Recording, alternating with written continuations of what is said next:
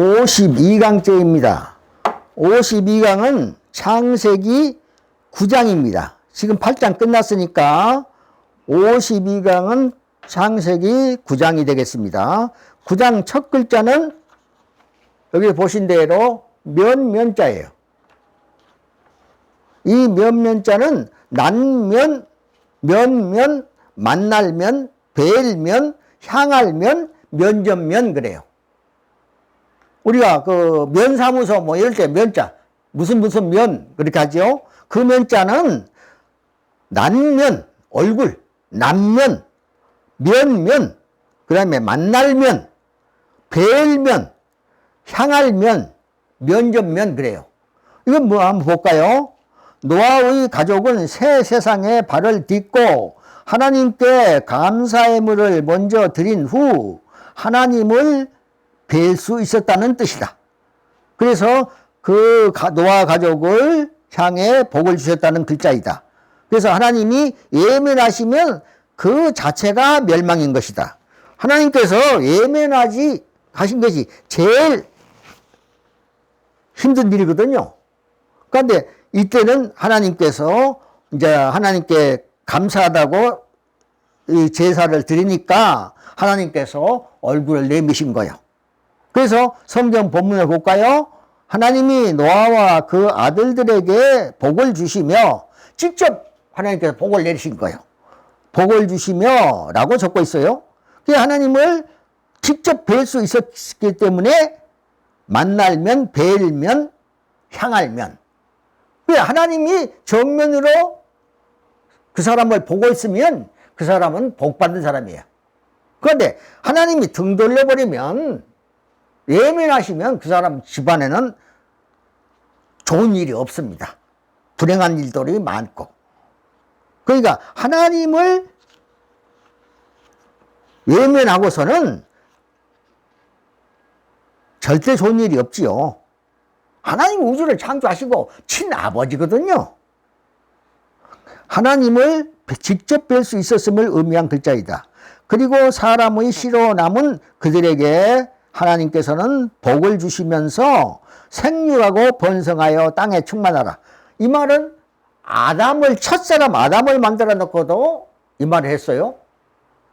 그러니까 이 말씀에 의해서 세상에 사람들이 확 번성하고 충만한 거예요.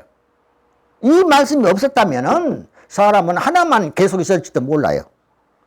그러니까 하나님의 복이라고 하는 것은 생명의 능력이기 때문에 하나님이 복을 주셔야 그 집안이 번성하고 사람이 많아지고 뭐 복받고 살고 그러는 거예요. 그것도 모르고 엉뚱한 데 가서 복을 빌고 그러고 있으면 되겠어요? 그 다음에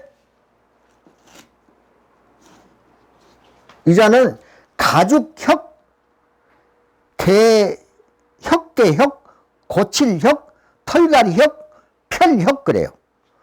가죽혁, 혁계혁, 고칠혁, 털갈이혁, 펼혁 그래요.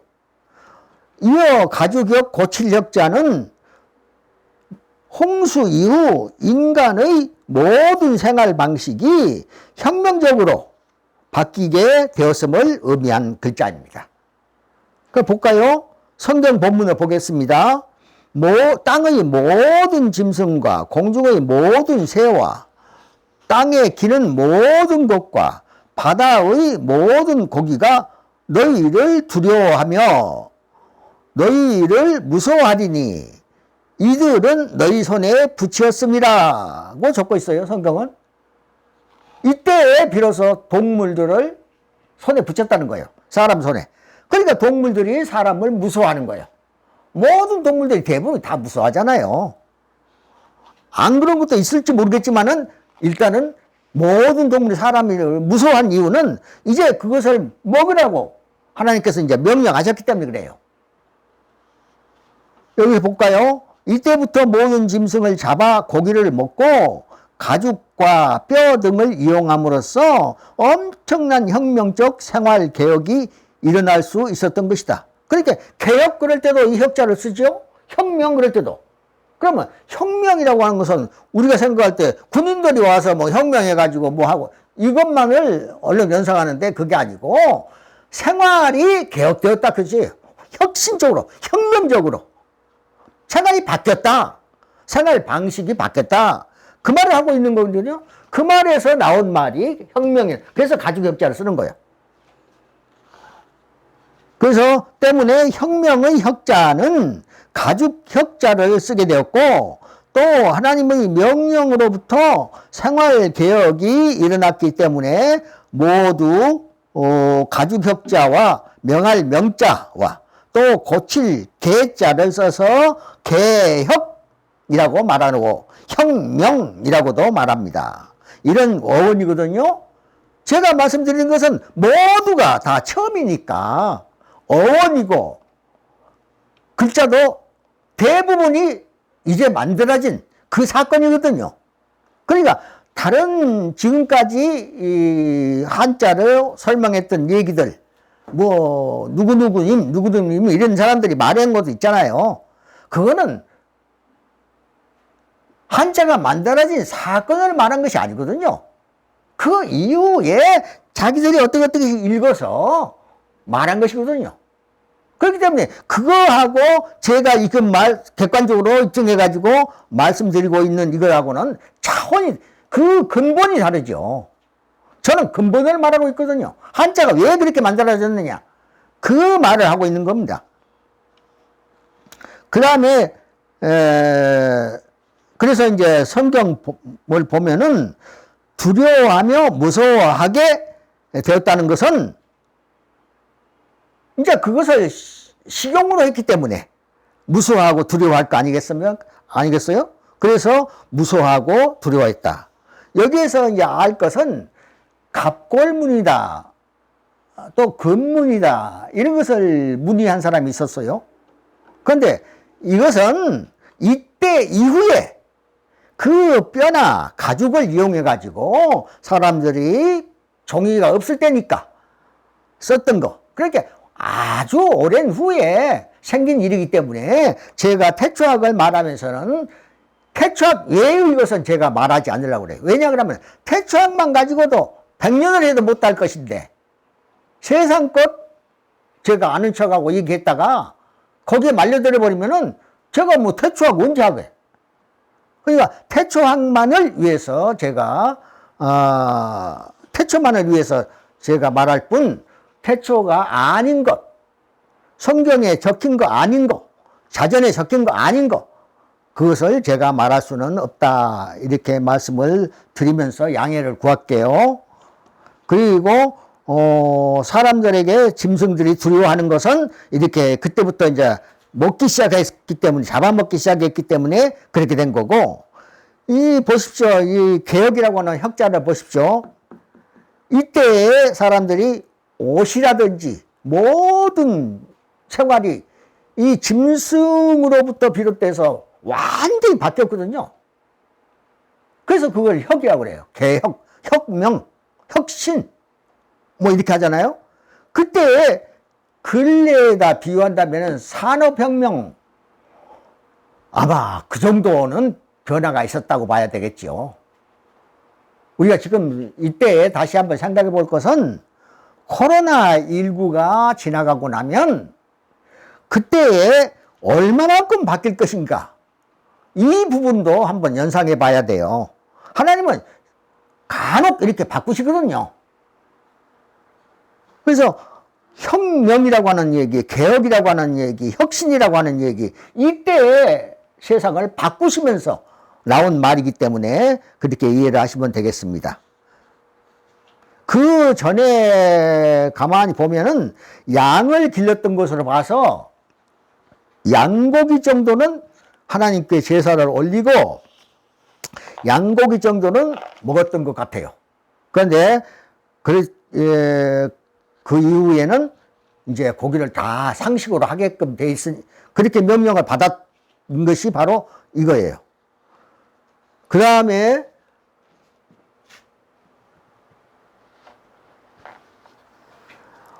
가죽 이, 어길 이, 틀릴 이, 그 입에 된다. 그 말 하기 위해서 여기 적고 있거든요. 이어 붓으로 쓴 어길 이 자는 짐승을 식물로 삼되 절대로 하나님이 피채 먹지 말라는 명령을 위반하지 말라는 뜻이에요. 위반할 때 이 유자 쓰잖아요. 위반. 그러니까 하나님이 명령하신 것을 볼까요? 성경 본문입니다. 그러나 고기를 그 생명되는 피채 먹지 말 것이니라. 9장 4절이에요. 피채 먹지 말라는 거예요. 그런데 이런 걸로 봐서 피로 음식을 해서 먹는 건 그것은 좀 삼가하는 것이 옳겠다. 그 생각을 제가 했습니다. 그 다음에 그래서 이 가죽이 어길 리 틀릴 리자를 써서 위반하지 말라. 하나님이 법에 위반하지 말라.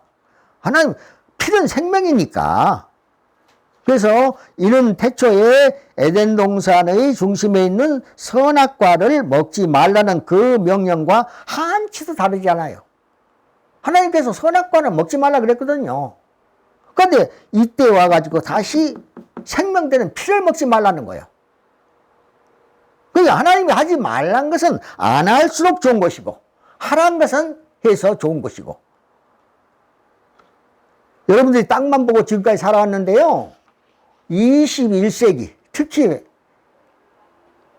코로나19 이후는 완전히 하늘과 땅을 함께 볼 줄 아는 안목이 필요합니다.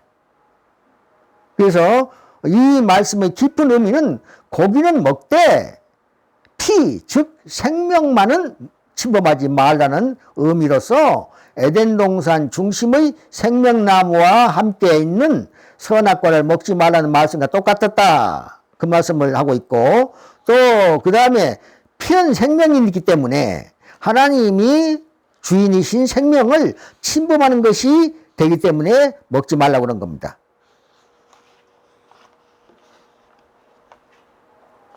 그 다음에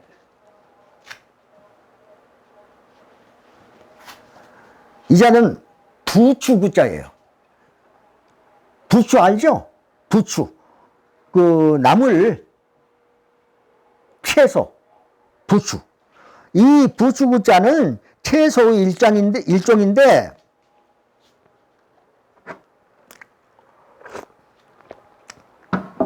부추라고도 하기도 하고 소리라고도 하고 지방에 따라서는 정구지라고도 하기도 하고 여러 말이 말로 표현하고 있지요.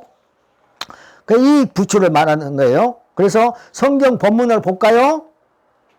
무릇 산 동물은 너희의 식물이 될지라. 이제 산 동물은 다 너희들 먹거리를 주겠다. 지금 육식을 일반화한 것은 그때부터라니까요. 그 전에는 제가 생각할 때 아마 양 정도는 먹었지 않았을까 그 생각입니다. 그래서 무릇 산 동물은 너희의 식물이 될지라. 채소같이 내가 이것을 다 너희에게 주노라. 9장 3절이에요. 채소처럼 먹으라는 거예요.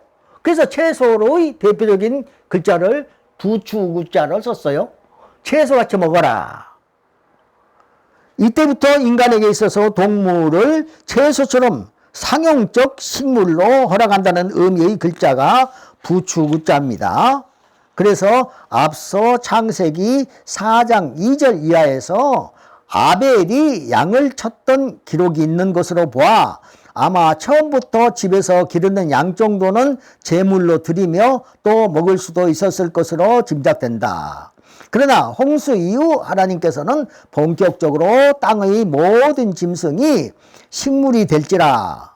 그 땅의 모든 짐승이 너희의 식물이 될지라. 그렇게 명령하셨거든요. 그래서 육식은 그때부터 본격적으로 시작되면서 많은 가죽이 나오고 많은 뼈가 나오고 뭐 이랬죠. 그러니까 가죽에다가 이제 그러니까 그 중동 같은 데 보면은 가죽에다 다 그 성경도 적혀 있고 다 적혀 있지 않습니까? 종이 없을 때니까 그 정도를 보시면은 아 그랬구나 그때부터구나 그것을 알 수가 있습니다.